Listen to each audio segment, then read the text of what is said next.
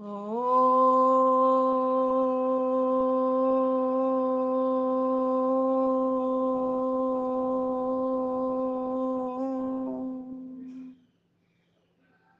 नमस्ते अस्तु आयते नमो अस्तु परायते नमस्ते प्राणतिष्ठत आसीनायोत ते नमः।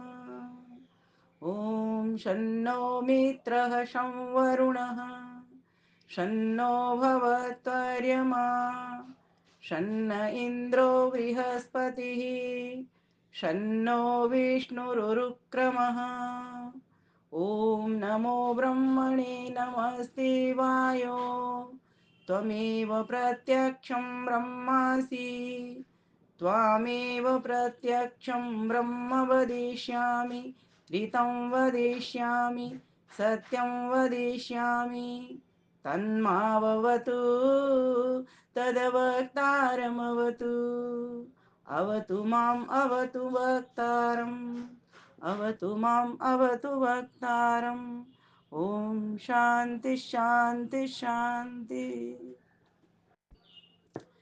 मानसरोवर जयपुर से चलने वाला बहुत ही सुंदर दिव्य भव्य कार्यक्रम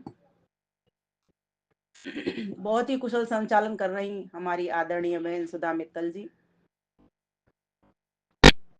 एवं यहाँ पर मैं नाम देख रही हूँ, अभी आदरणीय मृदुला चोटानी माता जी भी मुझे देखे थे, उनको भी मैं नमन करती हूँ। साथ ही साथ जितनी भी विदुषी माताएं बहनें और भाईजन जुड़े हुए हैं सभी को नमन करती हूँ। और अभी जिन्होंने भजन गाया सच में इतना कर्णप्रिय भजन था, ऐसे लगा जैसे घर में ही राम जी खेल रहे हों, किसी बालक का चित्र सा उभर के आ रहा था उसको गीत को सुनते सुनते कि एक सुंदर सा बालक खेल रहा है, घुंघरू उसके पैरों में बज रहे हैं।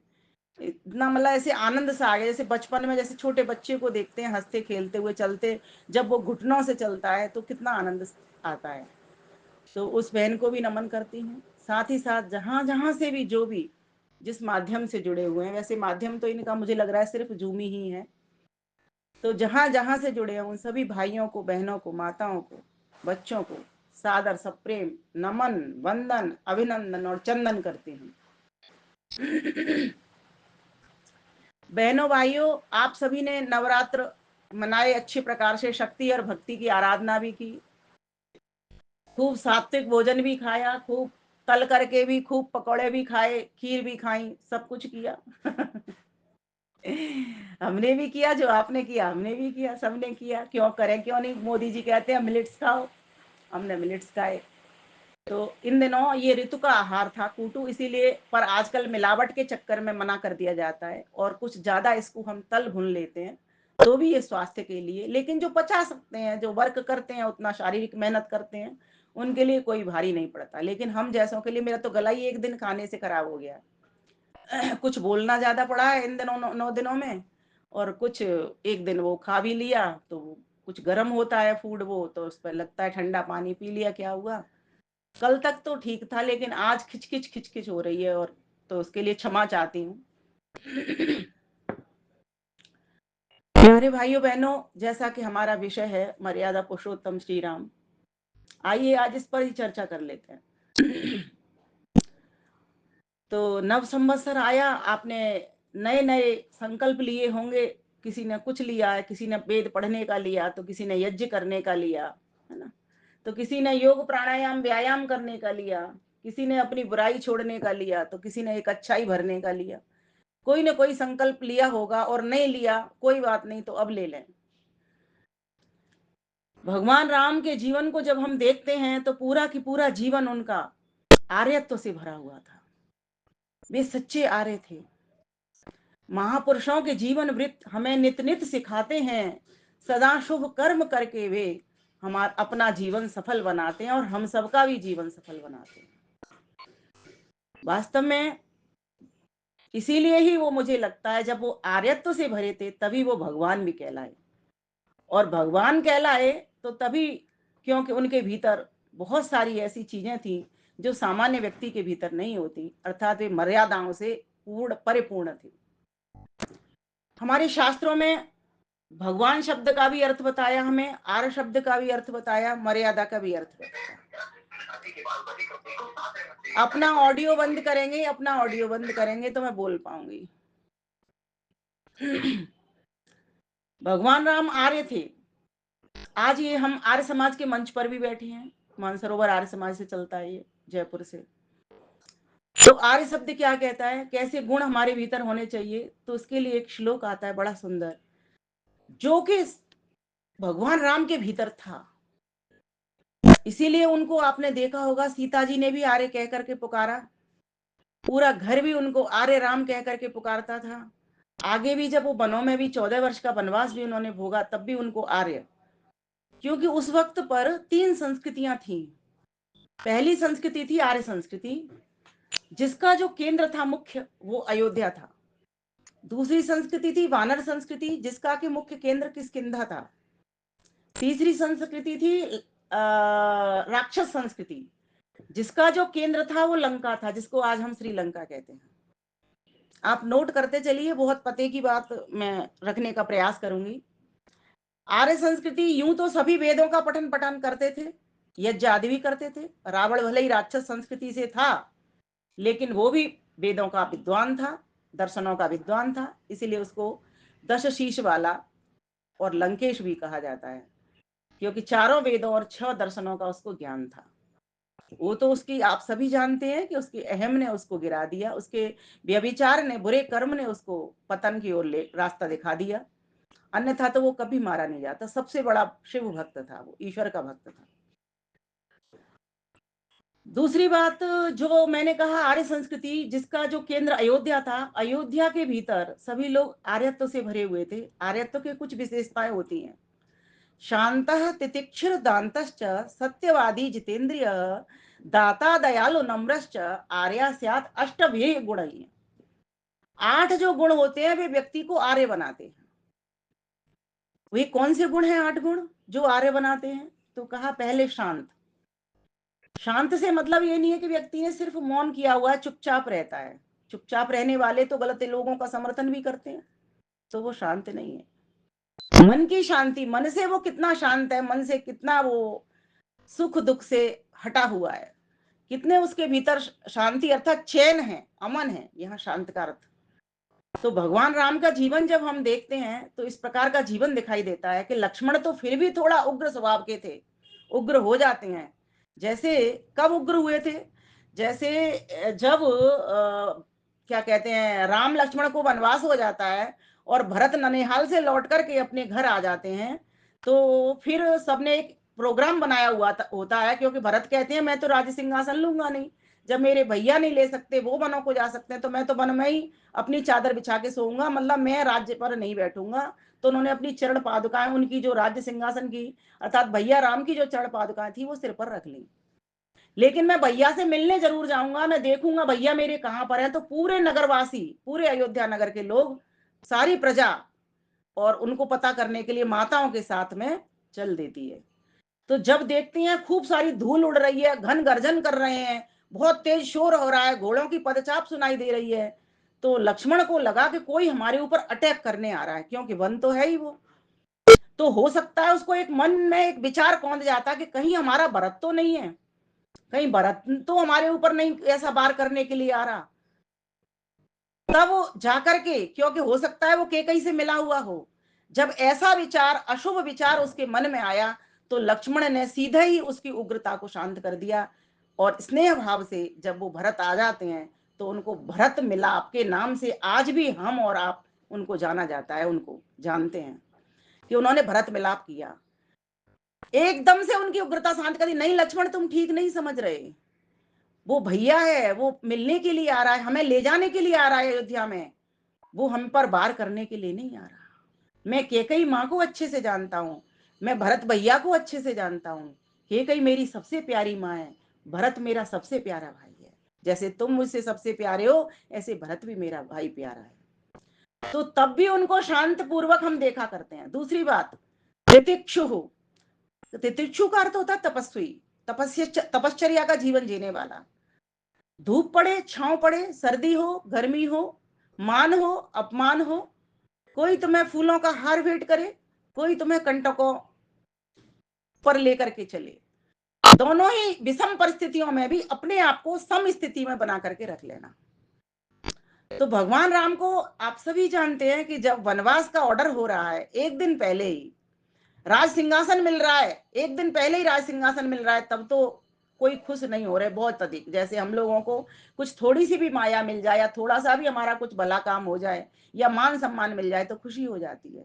लेकिन एक ही रात में ऐसा क्या हुआ कि उनको दूसरे दिन का ऑर्डर आ जाता है कि वन में चले जाओ।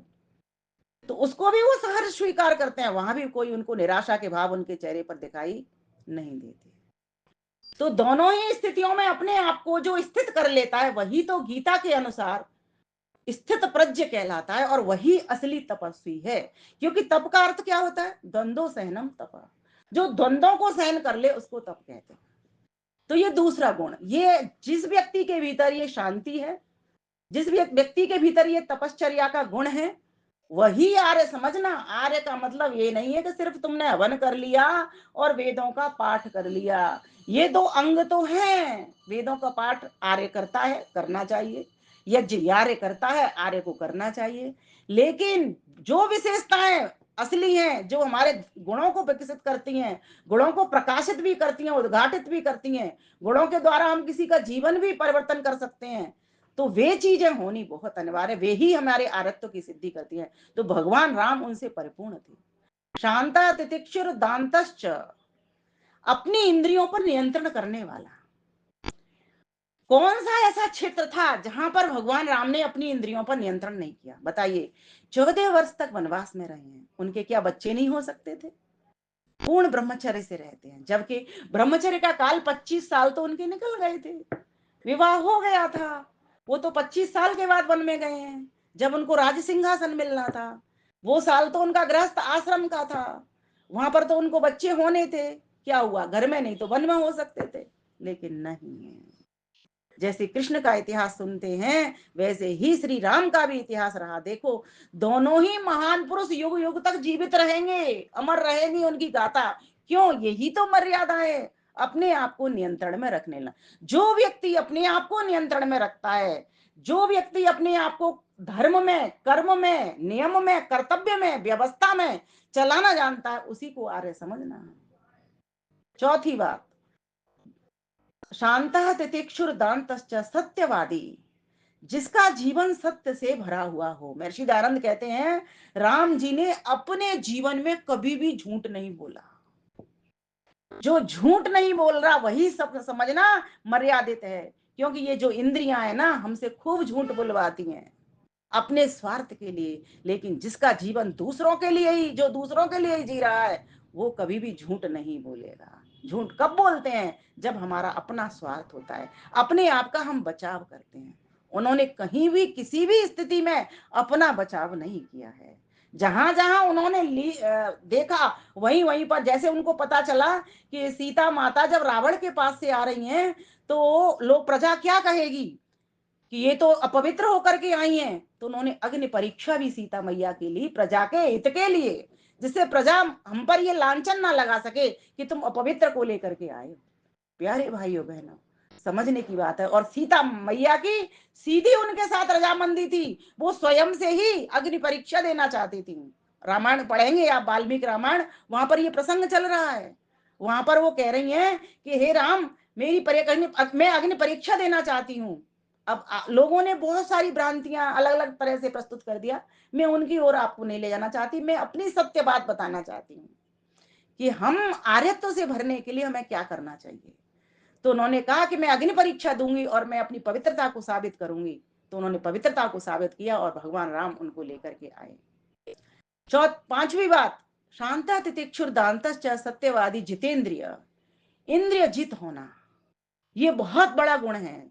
जिसकी इंद्रियां वश में हो जाती हैं वो व्यक्ति आर्य कहलाने के योग्य हो जाता है। हमारी आज इंद्रियां वश में नहीं है। लाइट मेरी फिर चली गई। कोई नहीं, मैंने अभी नेट से डाला हुआ है इसको, तो चलेगा अभी थोड़ा सा, लेकिन बंद हो जाए तो परेशान मत होना। समझना, लाइट चली गई है। जितना लेंगे लाभ उतना ही बहुत समझना। फिर उसके बाद कहा जितेंद्रिय, हमारी इंद्रियां हमारे वश में होनी चाहिए। तो अगर हमारी इंद्रियां हमारे वश में हैं तो समझना हम आर्यत्व की ओर बढ़ रहे हैं, हम आर्य हैं। छठी बात, दाता। अगर देने का गुण हमारे भीतर है तो समझना हम आर्य हैं। आधा तो कोई भी बन जाता है, लेने वाला तो कोई भी बन जाता है। हर ब्राह्मण ये सोचता है कि मैं तो ब्राह्मण हूं, लेकिन नहीं। मनु महाराज मनुस्मृति में कहते हैं ब्राह्मण के 6 कर्म होते हैं, उनमें दान देना भी उसका कर्म है। तो सोचो, भगवान राम ने पूरा जीवन दान दे दिया। आप तो वस्तु की बात करते हो और पुराने की बात करते हो, जो चीज तुमको पसंद नहीं है उसकी बात करते हो। उनकी तो जो सबसे ज्यादा फेवरेट है, माता पिता से ज्यादा फेवरेट कौन हो सकता है। उनको पता था मेरे पिता 90 वर्ष के हो गए, वृद्धावस्था में, और ये कभी भी जा सकते हैं, लेकिन पिताजी की आज्ञा है, माता केकई की आज्ञा है, मैं जरूर वन को जाऊंगा। उनको पता था हो सकता है मुझे मेरे पिता लौटने पर ना मिल पाए, लेकिन फिर भी उनकी आज्ञा है, मैं अपने स्वार्थ को पीछे छोड़ूंगा। क्या उनको प्रेम नहीं था अपने राज्य से, अपनी संपत्ति से प्रेम नहीं था? सबसे प्रेम था उनको, पर मोह नहीं था। जो व्यक्ति मोह में अंधा रहता है, जो व्यक्ति स्वार्थ में फंसा हुआ होता है, वो आर्य नहीं होता। आज हम आर्यजन, सभी आर्यजनों से कहना चाहती हूँ, आर्य समाज का ये मंच है, हम आर्य जनों में अगर ये गुण आ जाता है तो समझ लेना सही प्रकार से हम राम को जान रहे हैं, राम को जना रहे हैं, राम को मान रहे हैं, राम की मान रहे हैं। हम आर्य समाज के मंचों से इस बात को तो बोलते हैं हम राम को मानते हैं, लेकिन राम की नहीं मानते। लेकिन हम आर्यजन कितना राम की मानते हैं, हमें इस पर भी तो फोकस करना है, तभी हम आर्य कहलाएंगे। और आगे बात कह दी दयालु। ऐसा दयालु स्वभाव सुपर्णका आ जाती है। सुपर्णका कहती है, तो सम पुरुष न मो सम नारी।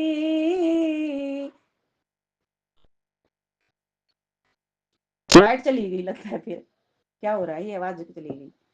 हे राम, तेरे समान पुरुष और मेरे समान नारी नहीं है कोई इस संसार के भीतर। मैं कितनी सुंदर हूं, देख मेरी ओर, और तू कितना सुंदर है, हम दोनों की जोड़ी बड़ी अच्छी है। राम जी तो फिर भी मुस्कुरा देते हैं, क्योंकि वो स्वभाव जानते हैं। और लक्ष्मण जी थोड़ा सा उसकी ओर टेढ़ी निगाहें करते हैं। इसका मतलब ये नहीं है कि वो जान नहीं रहे, वो भी सब समझ रहे हैं, लेकिन वो थोड़ा सा टेढ़ी निगाह करके उसको भगाना चाहते हैं। लेकिन वो भागती नहीं है, वो लक्ष्मण जी के भी पास आ जाती है। तो लक्ष्मण जी उसको अपमानित करके भेज देते हैं। अर्थात नाक कान काटना एक मुहावरा है, कहने का एक तरीका है, उसके नाक कान काटना अर्थात अपमानित। क्योंकि जिस युग में आर्य संस्कृति चल रही हो, जिस नगर में आर्य संस्कृति आर्यत्व का बोलबाला हो रहा हो, उस नगर में कैसे नारी जाति का अपमान किया जाएगा, मतलब कैसे उसको नीचा किया जाएगा। तो करने का ये ढंग था, वो नारी पर हथियार नहीं चलाए उन्होंने। नारी सभी चाहे जैसी भी हो, वो पूज्या ही होती है। उन्होंने बस एक ऐसी बात कह दी उनको कि समझो जैसे नाक कान काटे लिए जाते हैं, फिर वो नाक पकड़ करके रोती हुई जाती है। ये तो प्रेजेंटेशन का एक तरीका है रामलीला वालों का। छोटे बच्चे आनंद लेते हैं, उसमें रस लेते हैं, इसलिए इस तरीके से एक पिक्चराइज किया जाता है, उस चीज को प्रस्तुतिकरण दिया जाता है। तो हम आर्यजन है, चूंकि आर्य समाज का मंच है, तो हमको इस बात को समझना चाहिए। तो कहा गया दाता दयालु नम्रश्च। कितनी विनम्रता राम के भीतर है बताओ। और जो विद्वान होगा, विद्यावान होगा, उसके भीतर नम्रता आ ही जाती है, ऐसा मैं मानती हूँ। और जिसके पास विनम्रता आ गई, देखो हनुमान जी कितने बड़े विद्वान थे। जब कहते हैं वो किष्किंधा में गए राम जी, और सीता मैया की खोज वो जब कर रहे थे, शबरी के पास से लौट करके हनुमान जी से जब वो भेंट करते हैं, तो वो कितने संस्कृत के में आपस में वार्तालाप करते हैं, अपना परिचय संस्कृत में देते हैं। और झुक करके आपने उनकी मुद्रा देखी होगी, राम जी के चरणों में ही वो झक करके बैठे हैं, जबकि उनके हाथ में क्या है, गदा।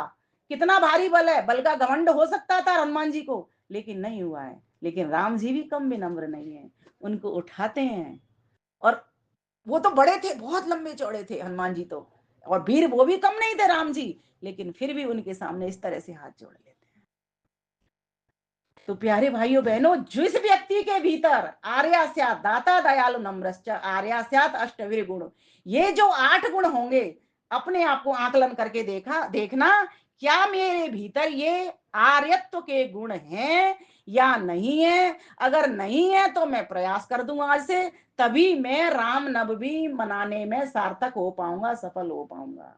राम जी का गुणगान हम बहुत कर रहे हैं, उनके चित कहते हैं, बार बार बोलते हैं, चित्र की नहीं चरित्र की पूजा करो। अरे इस बात को बोलने से तो पहले समझ लो, चित्र की नहीं कहते के साथ ही तुम्हारी दीवारों से चित्र हट जाएंगे। वही नायक नायिका जिनको फिल्मी एक्टर्स को समझते हो, वो फिल्मी एक्टर्स आ जाएंगे।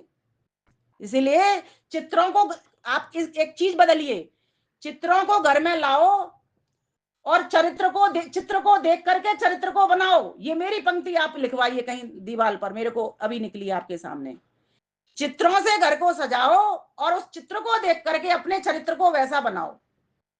जब तक हमारी ये इस तरह की भावना नहीं बन जाती है ना, कभी भी खंडन इस तरह से मत करिए कि चित्र की नहीं चरित्र की पूजा करिए। हालांकि उसका भाव गलत नहीं है, भाव उसका वो ये कहना चाह रहे हैं, लोग सिर्फ चित्र को ही पूछते हैं, चित्र पर हल्दी लगा दी, फिर चरित्र से कोई लेना देना नहीं। लेकिन हम कितना पूछ रहे हैं, हम तो अपनी बात करते हैं, हम किसी और की क्यों करेंगे। हम तो अपनी बात करते हैं कि हमारे भीतर चरित्र कितना आया। वे तो भगवान थे, भगवान कहलाए। क्या हम भगवान कहला सकते हैं? बिल्कुल कहला सकते हैं, लेकिन कब? जब पहले तो आर्यत्व के जो 8 गुण मैंने बताए हैं वो अपने भीतर धारण करेंगे। दूसरे, भगवान कहने के लिए भग शब्द को धारण करना पड़ेगा। भग का अर्थ होता है ऐश्वर्य। भगवान, भग वाला, ऐश्वर्य वाला, धनवान, धन वाला, ज्ञानवान, ज्ञान वाला, है ना। किसी जगह पे वान वान लगाते चले जाइए, उसी के वाला वो हो जाता है। तो ईश्वर राम, भगवान राम क्यों कहलाए? क्योंकि उनके पास ऐश्वर्य था। कौन सा ऐश्वर्य था? ऐश्वर्य दो प्रकार के होते हैं। एक तो ये भौतिक भौतिक ऐश्वर्य, जो धन संपदा, पुत्र पत्नी, सब कुछ जो आपके पास है अभी मौजूद है, ठीक है, ये आपका भौतिक ऐश्वर्य, घोड़े गाड़ी बंगले जो कुछ आपके पास है। एक होता है आध्यात्मिक ऐश्वर्य। आध्यात्मिक ऐश्वर्य में आपके पास आध्यात्मिक ज्ञान कितना है, आपकी आत्मा में ज्ञान कितना है, वेदों का ज्ञान आपके पास कितना है। तो भगवान राम के पास ये दोनों ऐश्वर्य थे, इसीलिए वो भगवान कहलाए। और भग के लिए भी बहुत ही सुंदर उसमें आता है, क्या कहते हैं, महाभारत में आया है, नहीं नहीं महाभारत में नहीं, बुद्धि कहाँ चली गई मेरी। एक हमारा शास्त्र है, उसमें उसमें बताया भगवान के बारे में कि भगवान कौन होते हैं। नहीं नहीं, गीता में नहीं है, गीता में नहीं है।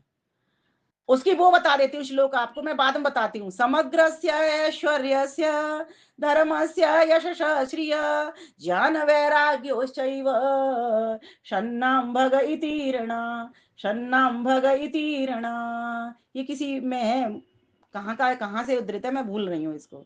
तो इसमें बताया गया है कि जिसके पास समग्र ऐश्वर्य, जो मैंने दो प्रकार के बताए, भौतिक ऐश्वर्य भी है और आध्यात्मिक ऐश्वर्य भी है।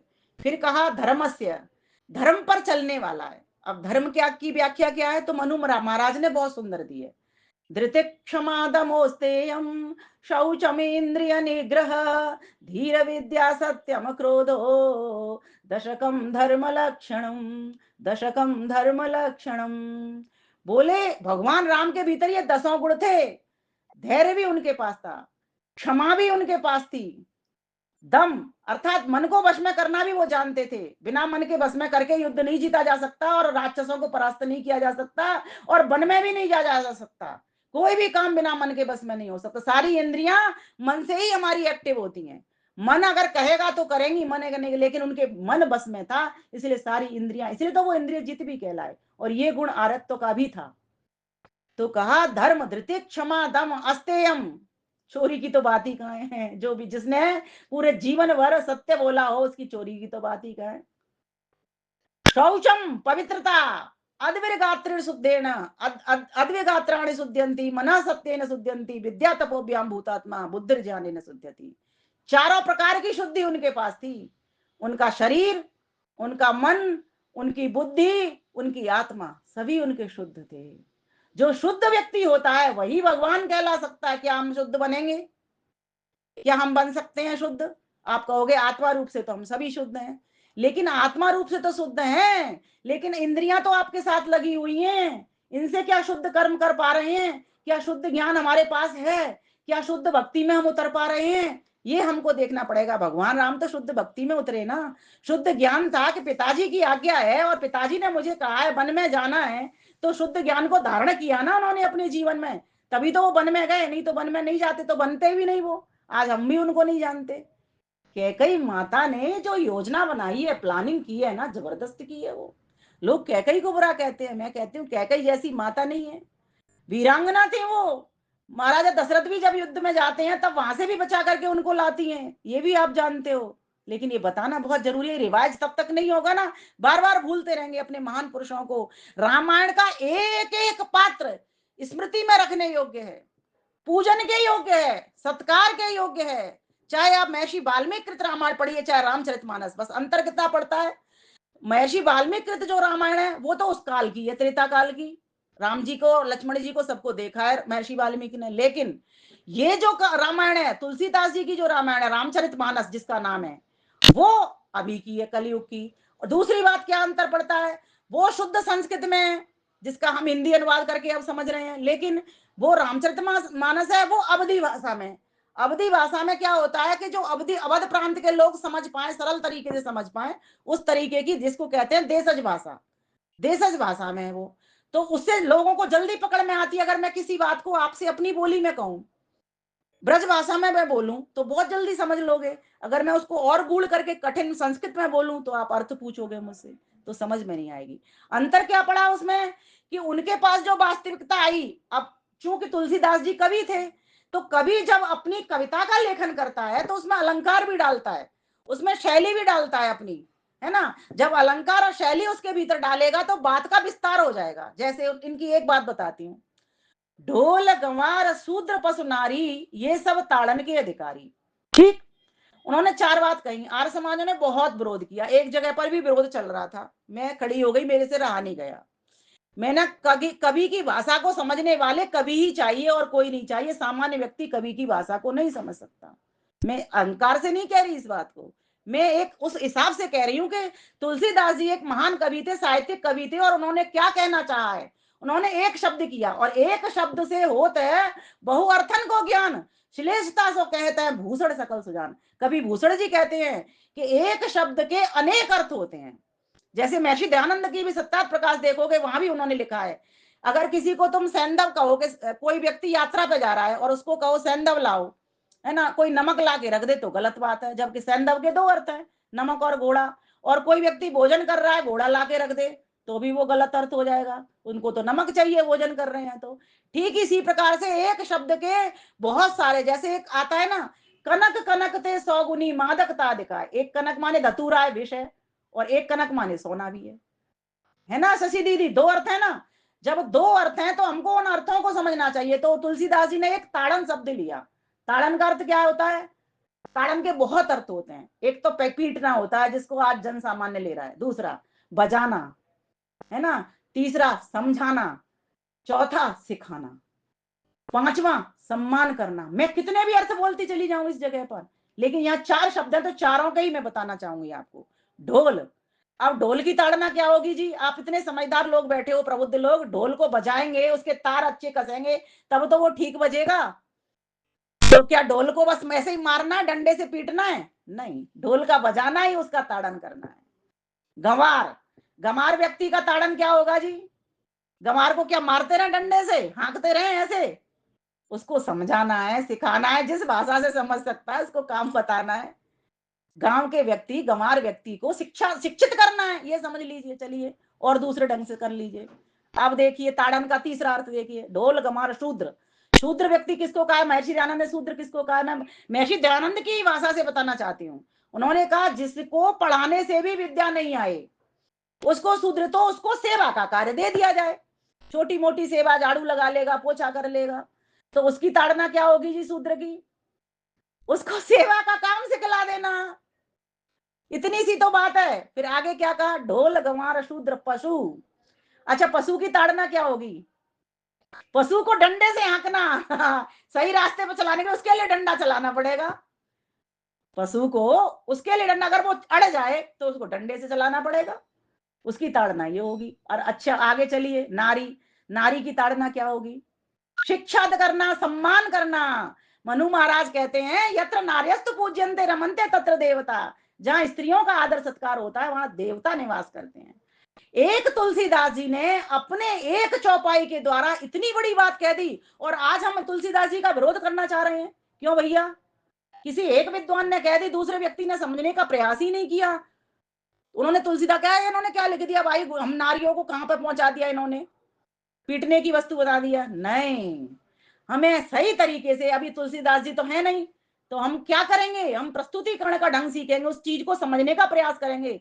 वो क्योंकि देखो, अगर नारी को पीटने की बात करते ना, तो वो सीता मैया के कभी भी अच्छे अच्छे उदाहरण उसमें नहीं लिखते। उन्होंने सब जगह पर रामचरितमानस पढ़ लीजिए, सीता को हमेशा उत्तम ऊंचे सिंहासन पर ही बिठाया है उन्होंने, कहीं पर उन्होंने नीचे नहीं गिराया सीता मैया को।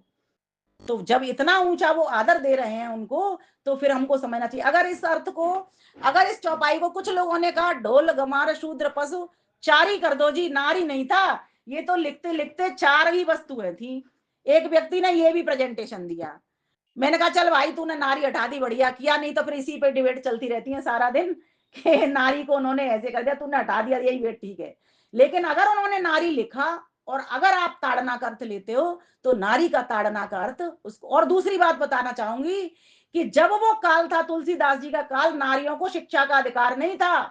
ये और समझना ध्यान से, नारी को पैर की जूती समझा जाता था, नारी को वेद मंत्र पढ़ने के अधिकार नहीं थे। तो कवि कौन कैसे लिखता है, जिस काल में जन्म लेता है उस काल की चीजों को देख रहा होता है। तो उन्होंने कहा नारी को शिक्षित किया जाए, एक अर्थ ये भी है, नारी का सम्मान दिया जाए। तो इस प्रकार से हमको उनकी चीजों को समझना चाहिए, कोई अंतर नहीं है, ध्यान से समझना।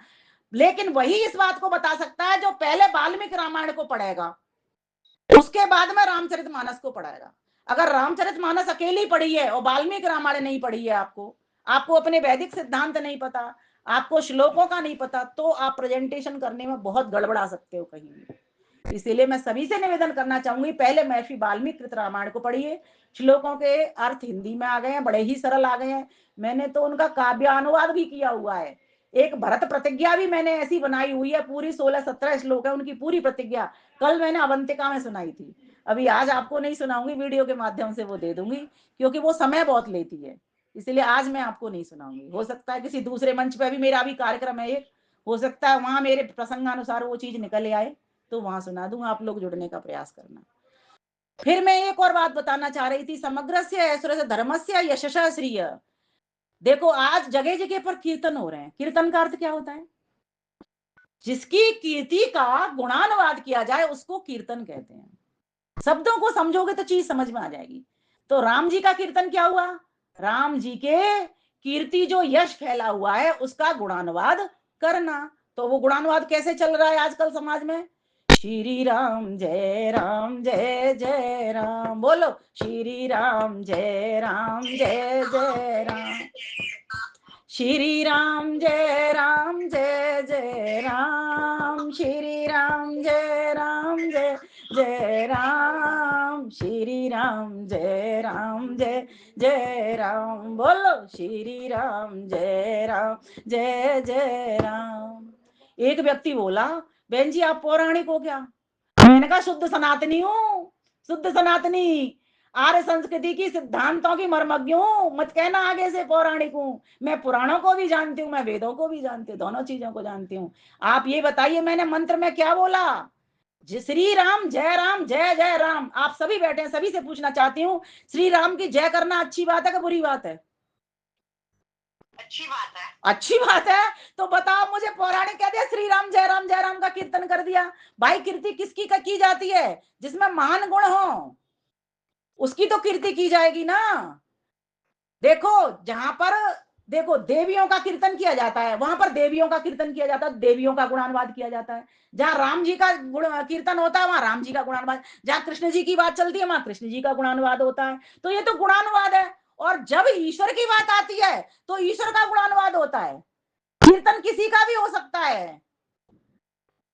दुनिया को कैसे कहेंगे भगवान राम की, अगर हमने जय बोलना बंद कर दिया ना।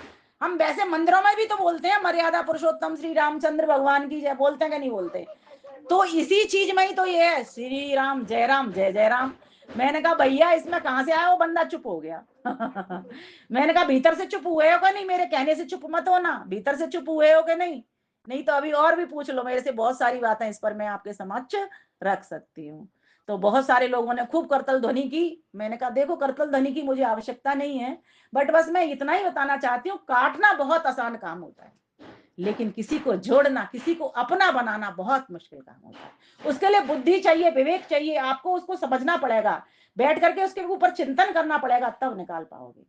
भगवान राम अगर ऐसे सोचते तो किसी को भी भील जाति के लोग थे, क्या कहते हैं, ऋक्ष जाति के लोग थे, राक्षस जाति के लोग थे, सबको उन्होंने अपना बना लिया।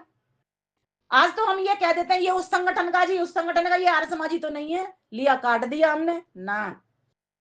आर्यत्व का धर्म है, हम अपने सभी भाइयों को, कल ही कोई भजनोपदेशक वहां पर आए थे और बोल क्या रहे थे कि बोले जो हिंदू शब्द है ना ये तो हमारा नहीं है, मैं मानती हूँ हमारा शब्द नहीं है, हम तो आर्य थे और आर्य हैं, आर्य रहेंगे, लेकिन अगर आप ये अभी मंचों पर ये कह दो कि हिंदू हमारा शब्द नहीं है, मैंने कहा तुम्हें पता है मैंने बाद में कही, उस वक्त नहीं रोका, बाद में ले जाके कही चुपचाप अकेले में, किसी के सामने किसी की बात नहीं कहनी चाहिए, सामने अच्छाई करो, उनकी प्रशंसा करो, लेकिन बाद में चुपचाप उनसे वार्तालाप करो जिससे अगले मंच पे ना कह पाए।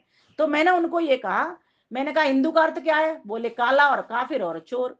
तो मैंने कहा ठीक बात है, बोले मैंने तुमने कहाँ पढ़ा, बोले मैंने सत्यार्थ प्रकाश में पढ़ा। मैंने कहा उन्होंने किसकी भाषा में लिखी है बात, बोले उन्होंने अरबी भाषा में लिखी है ये कि काला और काफिर और चोर होता है हिंदू का। मैंने कहा बिल्कुल ठीक बात, अरबी का ही प्रेजेंटेशन है ना, ये हिंदी भाषा का प्रेजेंटेशन तो नहीं है ना। तो बोले ये बात तो बहन जी हमने सोची नहीं। तो मैंने कहा फिर क्यों कह रहे हो, हमारे हिंदू भाई एक एक करके कट जाएंगे सारे की सारे, इनको आर्य बनाइए, पहले लाइए, अपने आर्यत्व का मतलब सिखाइए, लेकिन जब मेरे ही भीतर आर्यत्व के गुण नहीं है तो मैं उसको आर्य कह दूं, मेरे भीतर तो काटने के गुण भरे पड़े हैं, जोड़ने के नहीं है, मेरे हाथ में सुई तो धागा तो है, वो कैंची तो है लेकिन सुई धागा नहीं है। जब तक सुई धागे को पकड़ करके हम सिलने का काम नहीं करेंगे तब तक हम उनको अपना नहीं बना सकते और अपनी बात नहीं कह सकते। इसीलिए मैं आज आपके मंच से कहना चाहती हूँ, हम आर्यत्व में ढलें, हम भी भगवान हो सकते हैं, उस भग को, उस ऐश्वर्य को धारण करें जो राम जी ने धारण किया था, उन्होंने हर एक को अपना बनाया।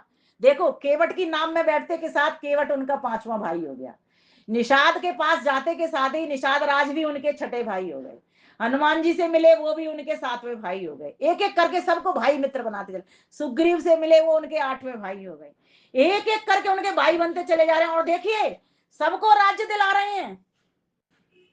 चाहते तो वो सब जगह का राजा बन बन करके खुद ही राजा बन जाते, कहते भरत एक को तू ले ले, एक को लक्ष्मण तू ले ले, एक पर मैं बैठ जाऊंगा, सब जगह के राजा बन जाते चारों भाई, काम खत्म हो जाता। लेकिन नहीं, जिसके ऊपर अन्याय जिसने किया उसको हटाना, क्योंकि वो गलत प्रवृत्ति है। जैसे कि उसने बाली ने क्या किया, सुग्रीव का राज्य हरण कर लिया, सुग्रीव की पत्नी रोमा को ले लिया, बाली की अपनी पत्नी तो थी तारा, कितनी विदुषी थी वो, वेदों में पारंगत थी, और लोगों को ने उनको बंदरिया बता दिया, वो बंदरिया नहीं थी, वानरी, वानरी वन में रहने वाले नर, और उनकी स्त्रियां नरी हो गई, बस इतनी सी तो बात है, नर का स्त्रीलिंग नरी हो गया।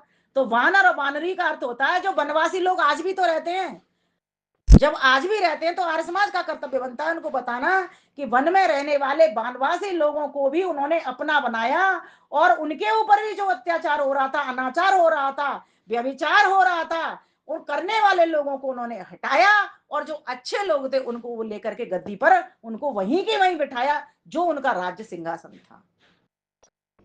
एक बात नहीं है, रामायण तो एक ऐसी चीज है, राम जी की कथा तो ऐसी चीज है, 10 दिन तक लगातार बोलते रहो तब तक बोलता चलाएगा। 30 मिनट का समय दिया था, 38 मिनट हो गए हैं, अब क्या करूं, बात को पूरी करूं कि नहीं करूं। तो कहा समग्र से ऐश्वर्य से धर्मस्य यशस्य श्रिय, धर्मस्य यशस्य श्रिय ज्ञान वैराग्योश्चैव, और ज्ञान और वैराग्य से परिपूर्ण, बिना वैराग्य के कोई भी घर छोड़ता नहीं, कोई भी बन जाता नहीं, बिना, इसलिए शुद्ध ज्ञान पर आओ, वेदों का ज्ञान लो। भगवान राम वेद पढ़ते थे गुरुकुल में, गुरु वशिष्ठ से, मुनि विश्वामित्र से, उन्होंने वेद वेदांगों का अध्ययन किया। हम भी अपनी गुरुकुली संस्कृति पर आए, नित्य प्रति वो ब्रह्म यज्ञ, देव यज्ञ, सारे यज्ञ, वनों में भी जाते हैं, वहां भी कहते हैं सीता शाम संध्या का समय हो गया है, आप संध्या करने बैठी, हम सब संध्या करने बैठेंगे, लक्ष्मण जी आओ, आचमन कर लेते हैं, हाथ पैर धो लेते हैं, आओ संध्या करते हैं। सोचो कितना बड़ा उदाहरण है, ब्रह्म यज्ञ करना, देव यज्ञ करना, पितृ यज्ञ करना। ये पितृ यज्ञ नहीं था क्या माता पिता की आज्ञा मान करके वन को गए, पितृ यज्ञ किसको कहते हैं, पिता की आज्ञा को मानना। यज्ञ का मतलब क्या, परोपकार, परोपकार में क्या होता है, सत्कार, सत्कार कैसे किया जाता है, जब हम किसी की आज्ञा को मानते हैं तब तो सत्कार किया जाता है, बिना आज्ञा के किसी का सत्कार नहीं हो सकता। इसलिए प्यारे भाइयों बहनों, और बल वैष्णोदेव किसी भी चींटी को, किसी भी पैरों को, चल रहे हैं नंगे पैर चल रहे हैं, किसी के ऊपर रख नहीं रहे हैं। आज हम कितने चींटे मारते हैं, नीचे देख के चलो, इसलिए कहा था नीचे देख के चलो। सोचो कितनी, आज की स्त्री शादी करके कहाँ जाती है, हनीमून करने जाती है, तो सीता जी वन में गई हैं, वो गुरुकुल में पढ़ी होंगी। ऐसा नहीं है भगवान राम गुरुकुल में पढ़े हैं, वो वीरांगना थी। धनुष को रावण जैसे बड़े बड़े योद्धा, रावण ने बाली को अपनी कांख में रख लिया था, ऐसे बड़े बड़े योद्धा धनुष नहीं उठा पा रहे हैं। और इसीलिए तो स्वयंवर की रचना की गई थी। उनके पिता ने देखा जब मेरी बेटी इतनी बहादुर है, क्योंकि स्वयंवर में क्या आता है, स्वयं से वर का ग्रहण करना, कि जैसी मेरी बेटी है उसके गुण कर्म के स्वभाव के अनुसार ही उसके वर को लेकर के आना। तो सीता माता भी वीरांगना थी, अगर वीरांगना नहीं होती तो रावण के पास से बच के नहीं आ सकती थी। किसका सहारा था? एक तिनका। किसका तिनका था? आत्मबल का तिनका था, आत्मविश्वास का तिनका था। मेरे राम आएंगे, मेरे राम आएंगे, मुझको लेके आएंगे। रे दुष्ट, रे दुष्ट, तेरा खात्मा करेंगे, तेरे तू पूरे कुल के सहित नष्ट हो जाएगा। मेरे राम आएंगे, मुझको लेकर के जाएंगे। राम आए, लेकर के गए। उन्होंने जब जा रहे हैं चलते वक्त भी उन्होंने राम सेतु को दिखाया, देखो सीता, ये जो राम सेतु बंधा था ना, ये तुम्हें लाने के लिए बांधा गया था। इसमें नल और नील इंजीनियर लगे थे, रामायण पढ़ो तो सही। नल और नील ने इसमें बहुत हेल्प की। छोटी छोटी गिलहरियां, मतलब छोटे छोटे लोग, छोटे छोटे वन में रहने वाले लोगों की सेना की टुकड़ियां भी इसमें लगी थी। इतना उन्होंने काम किया है, तब जाकर के ये सेतु बना, तब तुम तक हम पहुंच पाए सीता। ये वही सेतु है। और आज आप फ्लाइट में जाकर के देखोगे, जब श्रीलंका जो लोग गए उनको पता होगा, एक ऐसी रेखा दिखती है आपको, एक ऐसा स्थान आता है जब श्रीलंका के से थोड़ा सा हम आगे भारत की ओर आते हैं या इधर से श्रीलंका की ओर जाते हैं, मैं गई हूं इसीलिए बता रही हूं, कि ऊपर से देखने पर आपको वो रेखा जैसी दिखती है। कहते हैं वहां पर पानी कम है, इसीलिए वो धरती भी वहां से चमकती है। तो वो राम सेतु का पुल था। 9 लाख पुरानी बात है, 9 लाख वर्ष पुरानी बात, तब राम जी हुए थे। तो ये इतना, इतनी बड़ी। और एक और बात बताती हूँ आपको, जो शिवलिंग था ना, जिस शिवलिंग की बात होती है, कि जो शिवलिंग उन्होंने स्थापित किया था कहां पर, रामेश्वरम में, ऐसा मान्यता बन गई। लेकिन उसमें जो रामायण है उसमें क्या लिखा है, शिवलिंग की जगह महादेव। महादेव, कि उन्होंने महादेव की उपासना की। अब उपासना की महादेव की, तो ऐसे भी तो उपासना होती है क्या, सिर्फ शिवलिंग बना करके ही होती है? ये समझने की बात है। लेकिन लोगों ने क्या किया, वहां से सोचा कि इन्होंने शिवलिंग बनाया, शिवलिंग की उपासना की। ये भ्रांति कैसे जन्म लेती है, चीजों के अर्थ को सही प्रकार से नहीं समझना और लोगों तक सही ज्ञान को नहीं पहुंचाना। पुष्पक विमान में बैठ करके जब अयोध्या जा रहे होते तो सीता जी को, लक्ष्मण जी को और हनुमान जी, जो लोग उनके साथ उधर से साथ आए थे, उनको सबको बताते हुए चले जा रहे हैं कि देखो मैंने यहाँ पर भगवान से, महादेव से प्रार्थना की थी कि हे महादेव, मुझे मेरी रक्षा करना, मेरी सीता जी की मुझे खोज करवा देना। और ऐसी सीताएं, तब एक सीता तो एक उदाहरण है, कितनी सीताएं ऐसी रही होंगी जिनके ऊपर ये रावण ऐसे अत्याचार करता होगा। राक्षसों का काम यही होता है। इतना बड़ा विद्वान, और आज भी विद्वान भरे पड़े हैं चारों बगल, लेकिन विद्वानों में अगर विनम्रता नहीं है, विद्वानों में अगर अहंकार भरा हुआ है, तो वे समझ ला राम नहीं है, वे रामनवमी नहीं मना रहे, वे रावण नवमी मना रहे हैं। या रावण का जब भी जन्म हुआ होगा वो वाली तिथि मना रहे हैं। मुझे तो रावण का जन्म नहीं पता, आप पता कर लेना, मुझे बता देना और वो लगा लेना रावण के साथ। और श्रीलंका में जब हम गए थे वहां पर रावण की पूजा हो रही थी। मैंने कहा कमाल है, इनके भगवान रावण थे क्या? शशि दीदी, राम जी का भी मंदिर बना था वहां, रावण जी का भी बना था।